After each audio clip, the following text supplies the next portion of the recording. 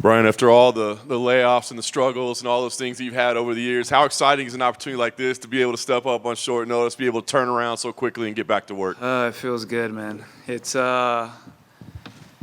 something that I'm not used to. It's been fight, surgery, recover, get healthy, get cleared, take a fight, go back in there, and it's just been a cycle over years. So this is... It's like new again. Yeah. That last performance, obviously incredible win there. How big was that one for you as well, to not just get the result, but have the performance as well and know that I'm still that guy? It was good. It was something that I feel like in my career and in my personal life, there was a lot of redemption that I had to get done. And I feel like it was just a perfect outcome. Absolutely. Now you get this opportunity. You faced, obviously, the absolute best in the world. Diego's kind of new to the organization, but looks dangerous. How do you think his skills stack up to the talent that you have faced? Yeah, I mean, at the end of the day, there's just the facts. I faced who's who in their prime, at the best of their peak. It's good to know that I have that, but it's also... it's also good to respect Diego for who he is and what he brings to the table, and for the fact that he's willing to come up and challenge me or step in on 2 weeks' notice and fight. I remember when I was there, and I know that kind of mentality and the heart that it takes. So I'm not looking at it as anything less than the people I've faced. If anything, every single fight that I have is the most important fight of my career. Nice.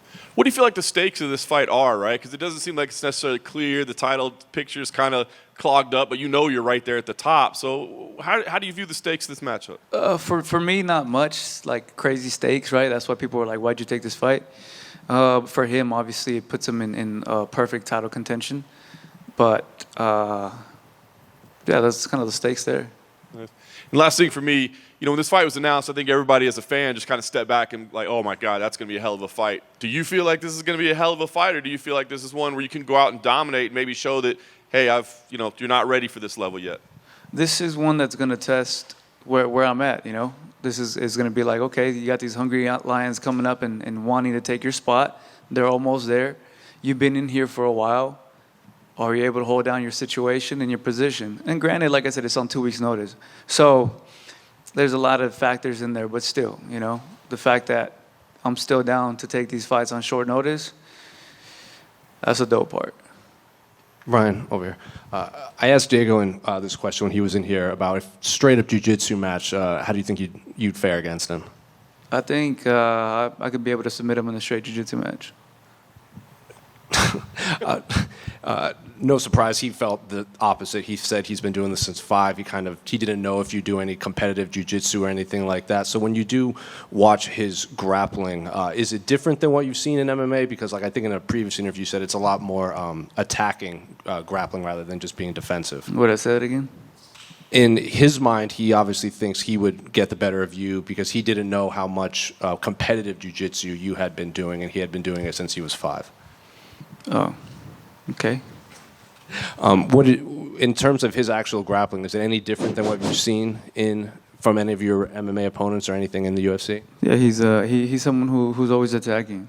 When you have him on the ground, from what I've seen, is he gets straight to work. He doesn't play around there. He moves a lot. He's very active. He's always submission hunting, and like a competitor would.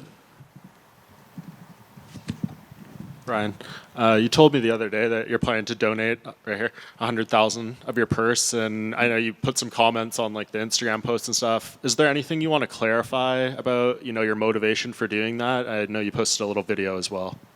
Yeah, I feel like the internet's always going to have something to say, right? So that is what it is. A lot of people are saying, "Oh no, man, you fell for the biggest scam and this and that, whatever it is," and that couldn't be further from the case, man. My marbles are all still up here. I'm still fully, got no CTE, no nothing, relax. And if you experienced and you saw what I saw, you saw all these men, you saw the ability to change and help them, me being in a situation where I can, that's what I'm going to do. You know, this has nothing to do with getting scammed. It has nothing to do with this. This is my heart, man. I got a big heart. You've seen it in all my fights. You've seen it with war, but you guys haven't seen it with humanity. You know, that's what this is. This is helping a lot of men who are lost in this world help find peace, joy, tranquility, and purpose. That's what this is about. And you told me as well that this fight kind of interrupted the plan to move up to lightweight. I don't know how much like you were bulking up or whatever, but now we're about 48 hours from weigh-ins. How are you feeling going into that, you know, having reverted back to featherweight? Like I did like back in the day. You know, back in the day I would just be big for no reason. Just ate a lot. And then now I'm big because I'm working out. So both have their thing. I just have to shrink down again to 45. This time in now 2 days. So it's going to be not so pleasant, but it's going to be done. Do you think it's the last time you'll have to make this weight? No, I'm going to have to make featherweight again. I just hope not on 2 weeks' notice. Brian, right here. I wanted to follow up on that faith thing for you, having that new sense of purpose and being able to be saved again. Why do you feel like now was the time to really open up on that? Because if you look at a lot of things now, like if you really open up your eyes, a lot of things are happening. A lot of bad things are being too normal now. You know, it used to be not so normal, not so common. And now everything is like bad is the new good. And I'm here to pop that bubble and say that's not true. I'm curious from your perspective, being in the spotlight for so long, everyone always talks about that pressure and understanding that journey of what you've just gone through, going into faith and being saved again. Do you feel like there's an added pressure now because you have this connotation behind you? What do you mean added pressure? In terms of being a Christian and the stereotypes that come with that, an added pressure of, okay, now I have this image even more to live up to. Oh, no, not at all, man. At the end of the day, something I want to leave behind is to be tough and to be good. All right? That's it. I want to be tough and I want to be good, and that's something I can leave behind. A good leader, and I inspire to become one day in, day in and day out. I inspire to become a better leader. I have 2 boys back at home that are looking up to me, and it is my responsibility to step it up. And I have to fight myself every single day to better myself. And that's what I'm going to do. Appreciate it. Thank you. Hey, Brian, right here. Brian, last time you fought at the T-Mobile, you had probably one of the better walkouts of several years with the Purge walkout. I haven't heard you talk much about it. Can you just talk about that concept and the way it came together on the broadcast? Because a lot of fans really loved it. Oh, man. That walkout was... You want the story behind the walkout? Absolutely, all of it. Brian, BC.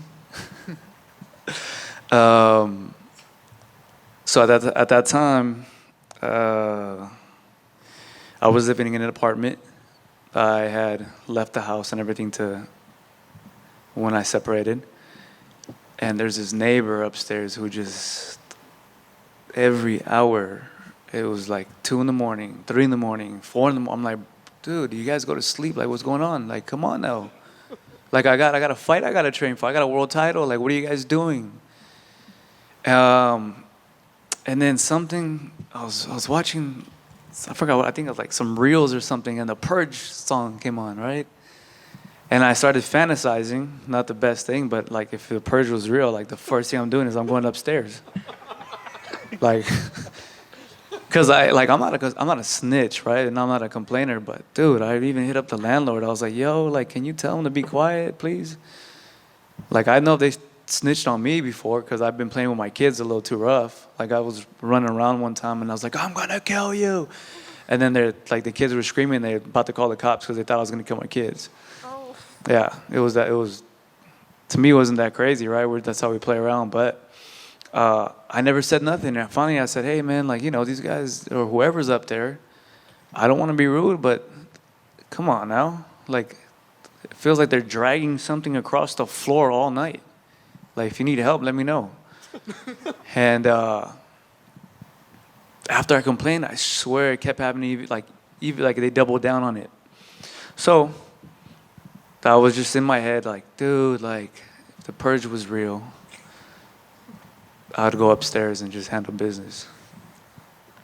And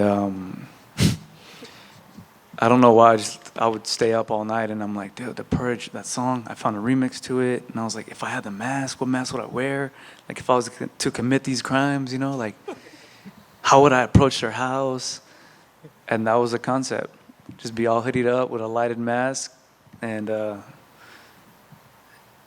I was like, dude, what if I walked out to this? Wouldn't that be dope? There's no logos on this. The mask costs $5. Cheapest walkout ever. And the soundtrack was dope. And I'd mess with all of you guys in the crowd. You know, like, imagine they shut everything down. Or at least the song I originally had was a little more scary. It felt like a little more real. So I was hoping to, like, make everyone in the crowd kind of get scared a bit. Like, yeah, hold up. Like, what's going on? Did they really allow this? Or what's going on? Why is the UFC doing this? But the UFC wouldn't go along with my plan. They had to make it to where it's like, hey, like, it has to be known it's a walkout. Can't have people panicking. Said, I got you. And that was the theme and the idea behind that. And I called my managers and everyone and told them my idea. And they're like, okay, let's go for it.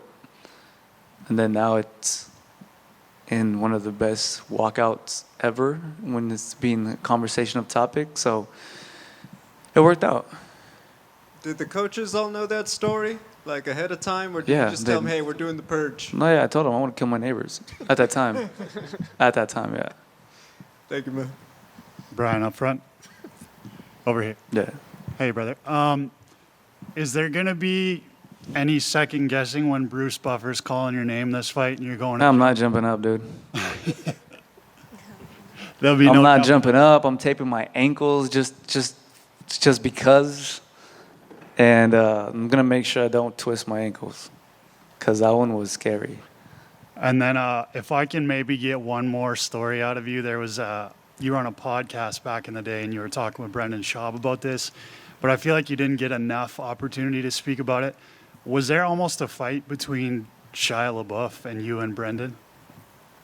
No comment. And no, there was no fight between us. We were on set. We were filming the movie. And just things got a little, not out of hand, but just, it was what it was. But yeah, Shia ended up on the table. Someone slammed him on the table, and he hit one of the actors in the face with a prop gun, and it was a little scuffle, but it was nothing crazy, nothing big. And then is the BMF title out there? Is that something you might have your eyes on one day? I don't know. That's something that I haven't even paid no thought to. I think it was more like a higher weight class thing, but then they moved to 55, and then Max did what he did with Gaethje, and it was just wow. It was BMF. They can't take that from him. That's a scary dude, especially in the end, the way he did things. I'm sure all of you guys can agree to that. And right now I feel like I'm in my own lane, and I'm gonna see where this career takes me. You returned last time out and pulled off a great finish against Yair. You spoke about your faith and everything like that. Do you approach these fights a little bit differently in terms of your mindset now? Absolutely.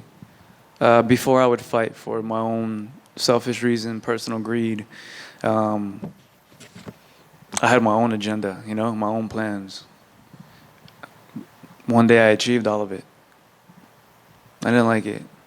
I got everything I wanted, I didn't like it. So now I'm doing things different. And can you talk a little bit about perhaps your preparation. Obviously, it's short notice, but where are you at mentally going into this fight on short notice? I'm as good as it's gonna get for a 2-week notice fight. There's everything moving too fast. It feels like just a week ago I was in an airplane, and now I'm right here talking to you. So it's way too much to try to figure out and understand. I'm not going to. I'm just gonna do I'm just gonna go on autopilot and cut the weight and fight. That's it. After the fight is kind of when I'm gonna let things sink in, and that's kind of when I'm gonna wanna just be alone for a bit and just let everything just process, I guess. And how do you see the fight playing out with Diego on Saturday? I feel like it's gonna be a great fight. He's a young, hungry lion. I've been here already for a bit at the top 3, so it's gonna be who, like when you watch National Geographic and you see the lion, the young lion, that's the older lion. That's the fight we're gonna get. Thank you. Yeah, Brian, I know a lot of people are excited to see Conor McGregor, but I think it could be argued that this card now is maybe better from a talent standpoint, a competitive standpoint. Do you feel that, and do you feel any pressure maybe to live up to what people expected from this card? No, I'm not trying to live up to anyone's expectations. I did that for a big amount for almost my whole life. Like I was talking to her right now. This is something that I'm doing right now without thought, and then when it's said and done, then I can kind of kick back a little bit and watch everything, and then just let everything sink in. And then how did the situation with the neighbors ever get resolved? Did it just stop? I bought a house. Thank you. Thank you, guys.